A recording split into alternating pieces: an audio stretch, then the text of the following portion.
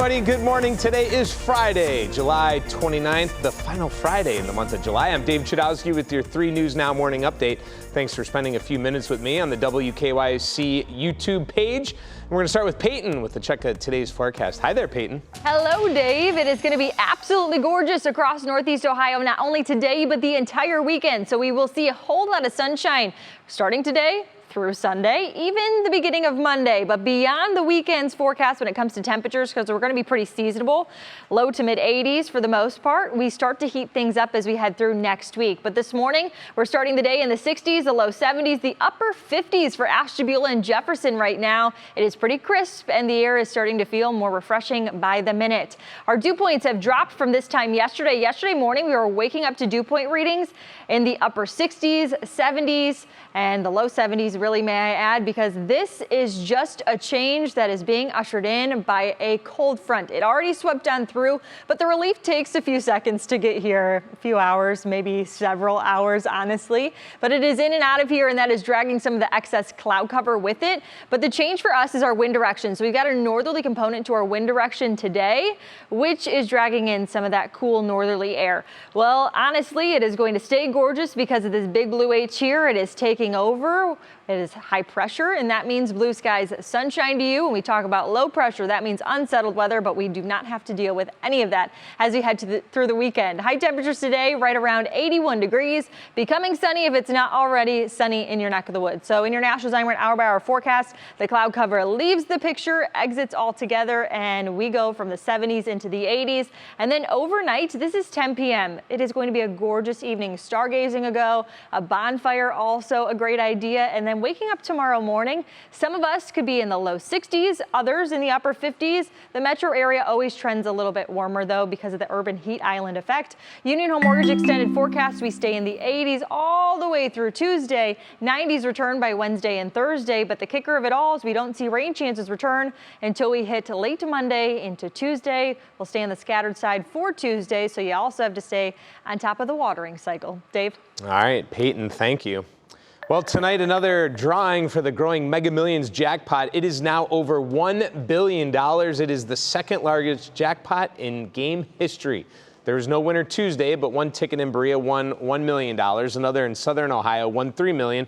Financial advisors say beware if you win and take the lump sum, you'll get hit with a 40% tax for taking the money all at once, and there's a chance you could actually run out of money. Financial advisors say the best bet is to spread out the winnings over 30 years because there's always money coming in and you'll get the full amount of what the jackpot is worth.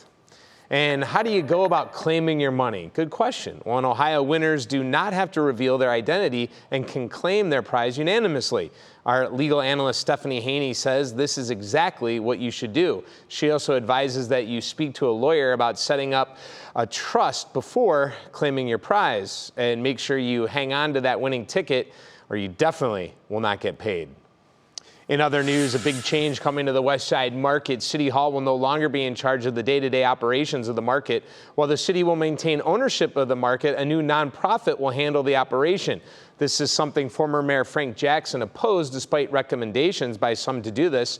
New Mayor Justin Bibb promised during his campaign last year to look at a nonprofit management model. He mentioned it earlier this month while touring the iconic building with state lawmakers. Moving forward, we have plans to change the operating model of the market to get more capital to turn around long term. And so having members of the state legislature here today to see this amazing asset will go a long way to keep making the case for why we need more investments from the state. Bibb says turning it over to nonprofit ownership will give the market more attention and make it more responsive to the vendors' needs and to the changing shopping trends, and it will allow it to more easily raise money from private sources for further investments.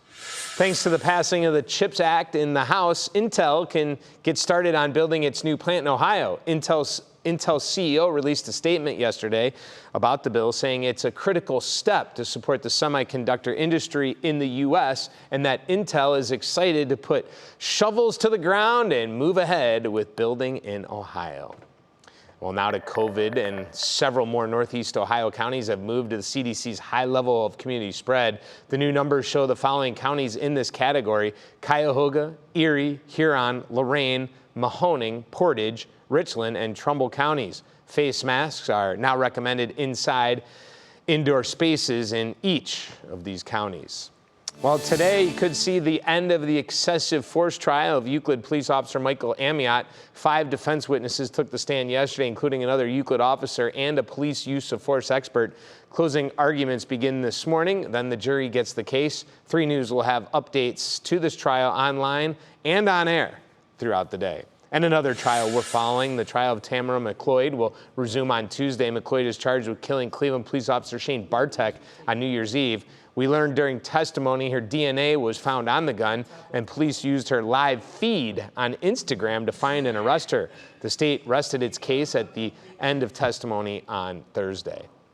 Well, if you're an animal lover or looking to adopt, you don't want to miss this. WKYC is kicking off the annual Clear the Shelters campaign tomorrow morning on Go. Clear the Shelters is a month-long campaign dedicated to adopting shelter animals and raising money for shelters and rescues. It started as a single station in Texas and has since grown to include NBC Universal and all the affiliate stations.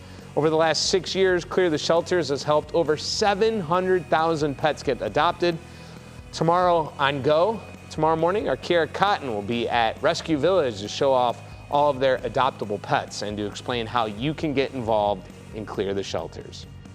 Well, I want to thank you for taking the time to join me on this 3 News Now morning update. Our digital team will continue to bring you the stories making headlines around Northeast Ohio and the world. Make sure to continue to check out our social media pages and WKYC.com throughout the day. For Peyton Domsky, I'm Dave Chudowsky. Go is back on tomorrow morning starting at 5 a.m. Have a great day, everybody.